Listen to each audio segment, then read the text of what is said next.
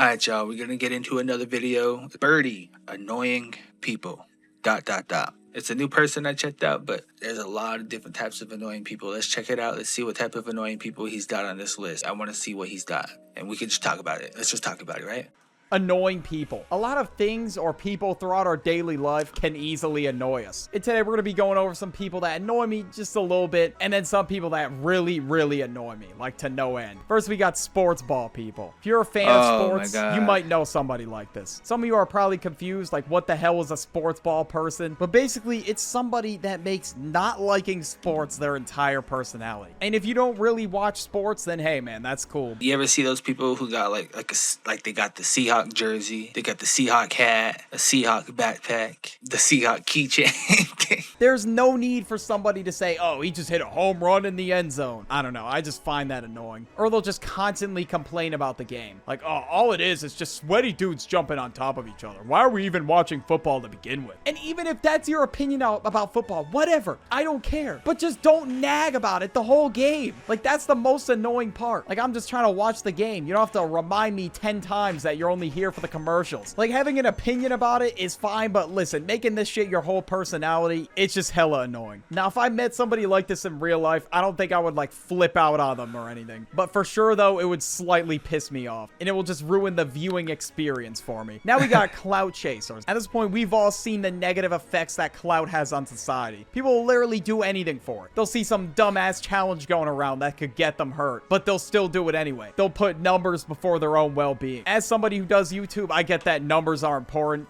People try to tear down another person to get some clout. Like they see somebody that's building a following, and then they try to ruin that so that they can try to steal their subscribers and steal their followers. I see people doing that a lot these days. Keeps the lights on for me, keeps the bills paid. There's no reason to put your well-being on the line. Or sometimes you'll just see people recording some kind of devastating event or something like that. Instead of calling 911 or something, they'll just be recording the people. No one is coming back for the part 2, bro. That's all I'm gonna say, because there is no part 2. How do you even follow up on that? Like, to me, this whole vision doesn't even make sense in the first place. You cannot become a full-time content creator off some stupid-ass clout stunt. D1 rage baiters. Now, sometimes people will rage bait their friends, and you know, it's all fun and games until somebody dedicates their entire existence to rage baiting their friends. And not only their friends, they'll do it to just random-ass people online, too. They will wake up and just get online just to troll people. They're not getting paid to do it. It's just for the love of the game.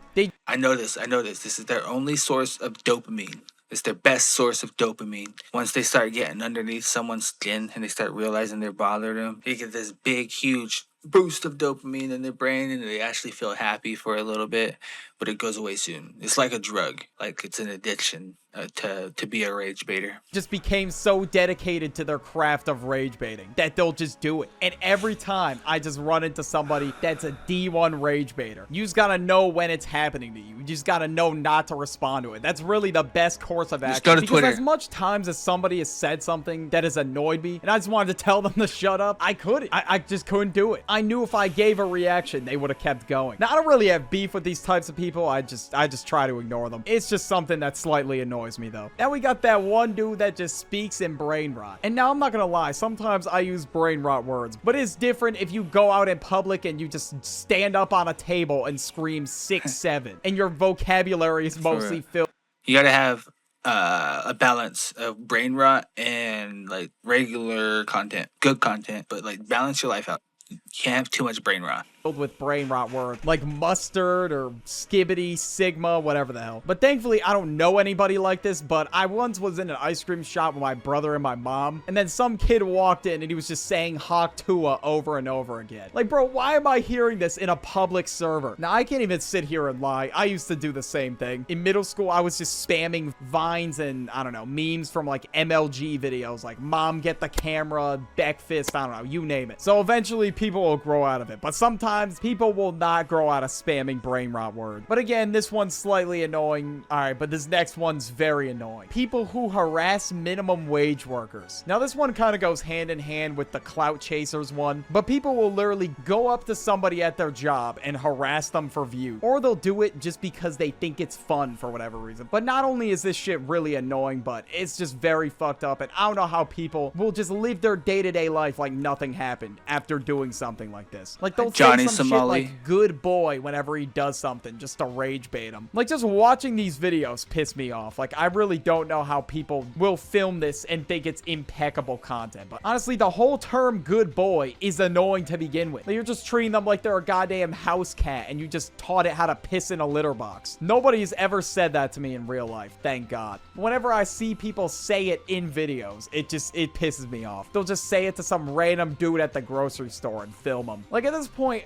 I mean, they're trying to get beat up. Like, what the hell are you doing? At this point, you're lucky that nobody has socked you in the face and broke your phone yet. And it sucks because even if they, like, tell them to fuck off or they, like, retaliate in some kind of way, like, they'll get in trouble, they'll lose their job. Like, how the hell do you even get fired for defending yourself? That's stupid. Apparently, the way to go is just to smile and wave at people. If something like this happened to me, there's no way I'd be able to just smile and wave my way out of it. Now we got the don't hit me up people. These people usually post something on their story along the lines of, don't hit me up. Only real ones know. Now, this would happen back when people actually use Snapchat. I don't know who the hell uses Snapchat in 2025, but these people would post something like that on their story, expecting a bunch of people to just flood their DMs and reach out to them. Be like, yo, man, what's going on, bro? And obviously, if they don't know you, they're just going to keep on scrolling by. Like, they think people are going to care just because they said, don't hit me up. I don't know. In my opinion, it's just better not to make a big deal about it, just to talk to somebody about it privately. It's just better to reach out to a trusted friend or family member. You'll get way better feedback from them than just posting that. It's not like I'd break my phone if I see a post like this, but every time I used to see one of those, I'd just swipe off and be like, really, bro? Come on. We could do better than that. Now we got bandwagons. Now these people had to be on the list. It just had to happen. We all know somebody that sees one team win the Super Bowl and then they're a fan of that team. And then years pass and the cycle just keeps repeating itself. It's like they get a new jersey every single year. And now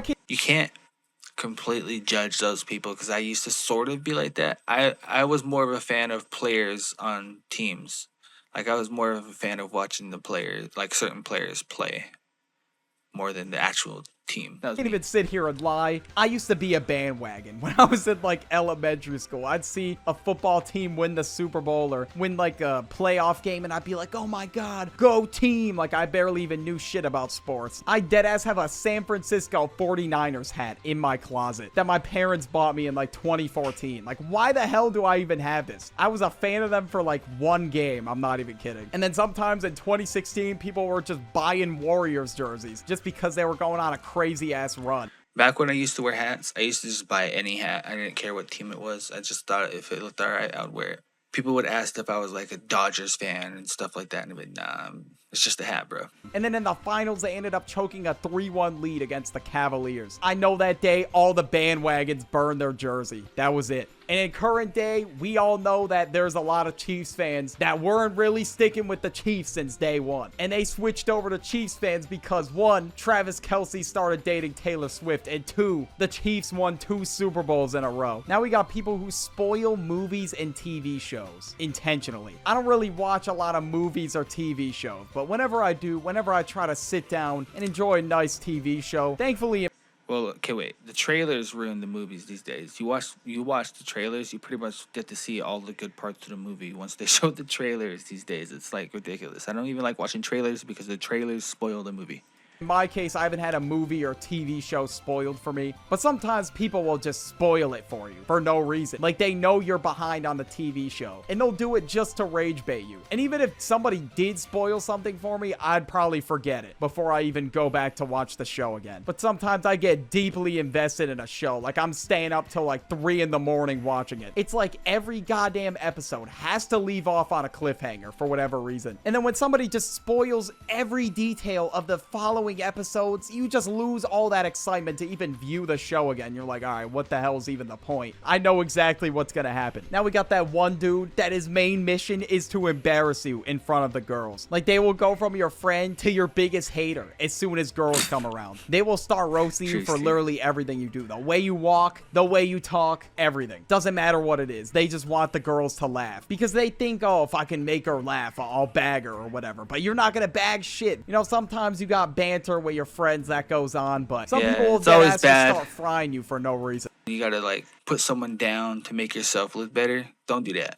Just be better. You don't gotta ruin somebody else's energy to make yourself feel better. Now, of course, I know I'm not an expert at talking to girls, but bro, at least I'm not doing some shit like this. Okay, now we got people that participate in quote-unquote gender wars. Now, gender wars isn't really real outside of the internet, or maybe you'll run into somebody like that like once every blue moon. Like, there's rarely like the people red who pill are actually guys? like Oh this. my God. Now, what is gender wars? It's not really a gender war per se. It's just a way of putting it. Sometimes you'll see videos online of girls saying, oh my God, men suck because of this. I don't care about men's mental health month. Or you'll see some dude online like, never trust a woman. They're all bops anyway. It's people that just, I don't know, can't get over the bad experiences they had. And these people are just fed content over and over again that are just basically reinforcing their beliefs. Like, there was this one video that went viral because this girl was shitting on men's mental health. And let's just say it did not go well. So this is a very small majority of people online, obviously. She pretty much just got vote kicked off the internet. That's what happened. But these people will dedicate a large portion of their life debating and arguing about the opposite gender. Like, bro, just stop. Or you'll hear some dude say, you gotta be away the Sigma. Live alone. Oh, these girls are the same and they're gonna cheat on you. Like, bro, shut the hell up. Spoiled people. People who cry and complain about getting a Lamborghini in the driveway. We've all encountered them at least once. And if you haven't, honestly, you're very lucky because it's just a pain in the ass to deal with. Like, imagine your parents gifting you a Lamborghini and you just say, I want the red one. If you don't shut the fuck, if I ever said something like that to my parents, yeah, they're getting the belt. That's all I'm gonna say. But people that are put in situations like that, like, bro, how do you not know that you have it extremely well off? Like, they just lost sense of reality. They were crying about how they wanted a red one. But in reality, most people's families cannot afford to just give them a Lamborghini. But yeah, people like this, they gotta learn that people gotta work really hard to get, or even just a brand new car. People gotta buy used cars these days. Shit like this. And some people out there do come from families that are very well off and learn how to appreciate shit that they're given. But these spoiled brats, though, they gotta pack it up. But if you like this video, you'll like this one right here about the many different archetypes of people after school. W video, yeah, yeah, yeah. If you watched the video, if you're still here, deuces. I appreciate you. I appreciate everybody that watched the videos. I appreciate everybody clicking on the video. If you hit like, dude, I appreciate that. It really helps me out. Please hit like on the video. All right. Peace.